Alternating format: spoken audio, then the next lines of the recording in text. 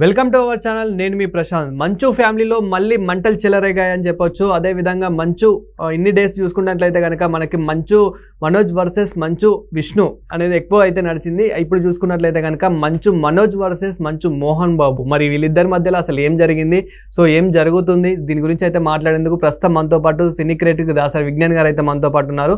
నమస్తే అండి. నమస్తే. సో అసలు ఏం జరుగుతుంది? ఆల్రెడీ మనం గతంలో చూసాము, అన్నదమ్ముల మధ్య చాలా గొడవలు చూసాము. సో ఇప్పుడు తండ్రి కొడుకుల మధ్య చూస్తున్నాము. అసలు ఏం జరుగుతుంది అంటే చాలా వైరల్ అవుతుంది దీని మీద. ఇప్పుడు ఫ్రేమ్ చేయబడిన కథ గురించి మాట్లాడుకుందాం.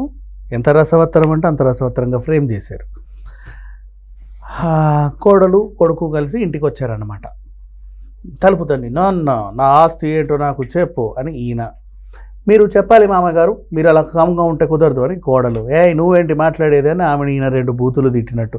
మా ఆవిడనే తిడతావా అని ఈయన ముందుకు వచ్చినట్టు, ఎరా నోరు లేస్తుందని ఈయన ఒకటి పీకినట్టు, ఈయన కూడా వెళ్ళి నన్నే కొడతావా అని చెప్పి ఒకటి పీకినట్టు, తండ్రిని కొడతావా అని చెప్పేసి ఈయన సిబ్బంది అంతా వచ్చేసి మనోజ్ మీద విరుచుకుపడి కింద పడి మీద పడి అటేసి ఇటేసి కొట్టేసినట్టు, వాళ్ళందరినీ హీరోలాగా తప్పించి అని మోహన్ బాబు గొంతు పిసికి ఈయన గుద్దినట్టు ఫ్రేమ్. వెంటనే ఆయన అదే గాయాలు వేసుకొని గబగబ పహాడీ షరీఫ్ పోలీస్ స్టేషన్కి వచ్చేసి ఇలా నా దాడి జరిగింది చూడు, ముక్కు చూడు, ముత్తి చూడు, ఇది చూడు అని ఈయన కంప్లైంట్ చేశాడు.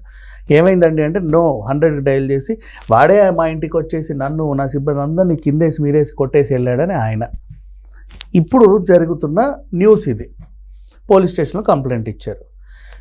ఈ ఫ్రేమ్ చేసిన కథలు ఎవడైతే అల్లాడో నాకు తెలిసి ఎవడల్లాడో, ఓకేనా, వాళ్ళ సినిమాల మీద పెట్టుకుంటే ఈ కాన్సన్ట్రేషను హిట్ అయ్యి వస్తాయిగా. అవును, వాళ్ళ మీద వీళ్ళ మీద పడి సృష్టించడం ఎందుకు ఈ టాపిక్లన్నీ? బేసిక్గా అది ఏదో వాళ్ళ సినిమాల మీద పెట్టుకు చావచ్చుగా. ఈ కాన్సన్ట్రేషన్ అంతా కూడా అంటే ఇదంతా ఆరోపణలనే అంటారా? అరే ఏ పోలీసు వాడు వచ్చి బయటకు చెప్పు. ఒక పోలీస్ స్టేషన్ అయినా బయటకు వచ్చి ఒక ఎస్ఐ అయినా సిఐ అయినా అవునండి ఇలా జరిగింది, చాలా పెద్ద పెద్ద కంప్లైంట్లు వచ్చేసి మాకు పొద్దున్న లేస్తే పహాడీ షరీఫ్ అని చెప్పారా? లేదు కదా. Then how can you declare that? And మళ్ళీ ఇంకెవడో న్యూస్ ఛానల్ వాడు వచ్చేసి నాకే దగ్గరుండి ఫోన్ చేసి మరి ఏమైంది మనోజ్ అని అడిగితే నాకు చాలా ఇదైపోయింది, రక్తస్రావం వచ్చేస్తుంది, బీభత్సమైన రక్తం, నా ఒంటి నిండా రక్తమే, నేను రక్తంలో మునిగి తేలానా అన్నట్టు నాకు అనిపిస్తుందని ఆ ఛానల్కి చెప్పాడంట. వాడు వచ్చేసి న్యూస్ రాసేస్తున్నాడు. వాడిని చూసి వీడిని చూసి వాడు, ఒకరిని చూసి ఒకడు. ఎవరా నీకు ఎలా పెడతావు వార్త అని ఎవడని అడిగామనుకో, సోర్స్ ఫ్రమ్ దట్ ఛానల్ అంటాడు. నీకేంటంటే సోర్స్ ఫ్రమ్ దట్ ఛానల్ అంటాడు. ఇప్పుడు పోలీసులు చెబితే కదా తెలుస్తుంది ఏదైనా సరే. ఊరికే సైలెంట్గా ఉన్న ఫ్యామిలీ పైన ఎందుకు ఇట్లాంటి పిచ్చి పిచ్చి ఆరోపణలు అన్నీ చేసుకుంటూ తిరగడం? అంత అవసరం ఏం వచ్చింది? ఈ కథలు అల్లుకునే బదులు, ఇన్ని కథలు అల్లుకునే బదులు వాళ్ళ మీద వీళ్ళ మీద వాళ్ళ సినిమాల మీద ఈ కథలన్నీ రాసుకుంటాయి, హిట్ అయి చేస్తాయి. చూడు ఎంత రసవత్తరంగా ఉంది డ్రామా. మోహన్ బాబు గారు అంటే డిసిప్లిన్. అండ్ నెక్స్ట్ సరే ఇవన్నీ వదిలేద్దాంబా. మొన్న అదేంటి మనోజ్ పెళ్ళి వీడియో బయటకు వచ్చి చూసారా ఎవరైనా? మోహన్ బాబు రాలేదు వస్తాడో రాడో తెలియదు, అయినా సరే వచ్చి అలా వెళ్ళాడు, అసలు రాడు అని చెప్పేసి పెళ్లి రోజు మొరిగారు అంతా. అవును, పెళ్ళి అయిన తర్వాత నెల తర్వాత ఒక చిన్న శివాజ్ఞ వీడియో బయటికి వస్తే ముందు నుంచి మోహన్ బాబు గారు ఉన్నారు.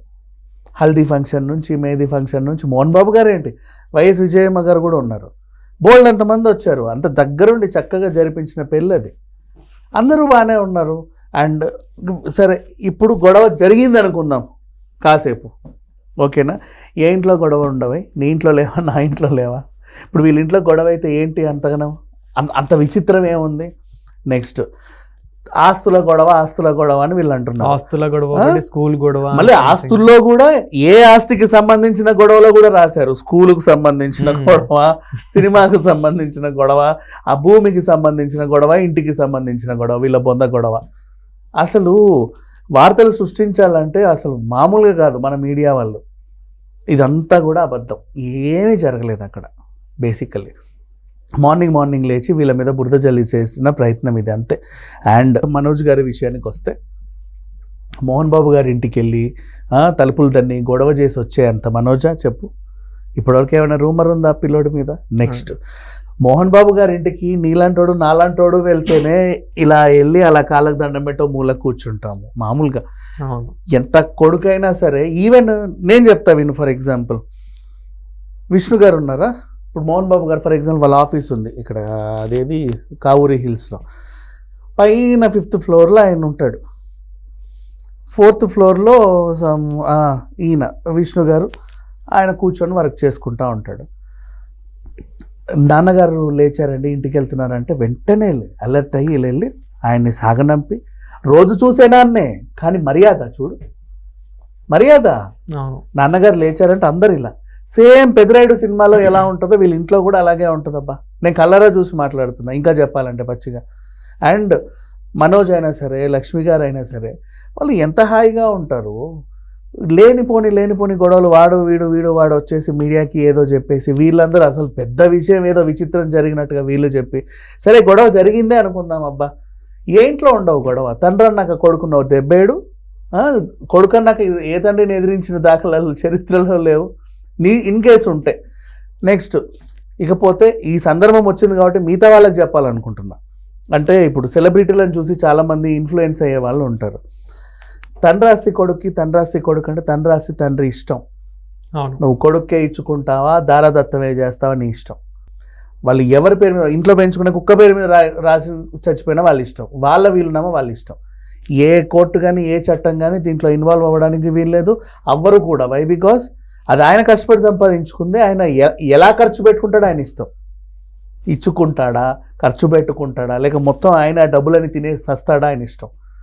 దీంట్లో కూడా అంటే బయట వాళ్ళు ఇప్పుడు ఇట్లాంటి వార్తలు వస్తే వైన్ షాప్ వెనకాల అరుగుల మీద కూర్చొని మాట్లాడుకునే వాళ్ళు ఉంటారు కదా, ఏమని, అవునవును ఆ తండ్రి ఆస్తి, మోహన్ బాబు గారు ఆస్తి, ఇన్ని వాటాలు వేయాలి, వీళ్ళకింత ఆయన ఆస్తి ఆయన ఇష్టం, మీరెవరు వేయడానికి. నెక్స్ట్ శ్రీ విద్యానికేతన్ అని ఒక న్యూస్ వస్తుంది, స్కూల్ గొడవ అని.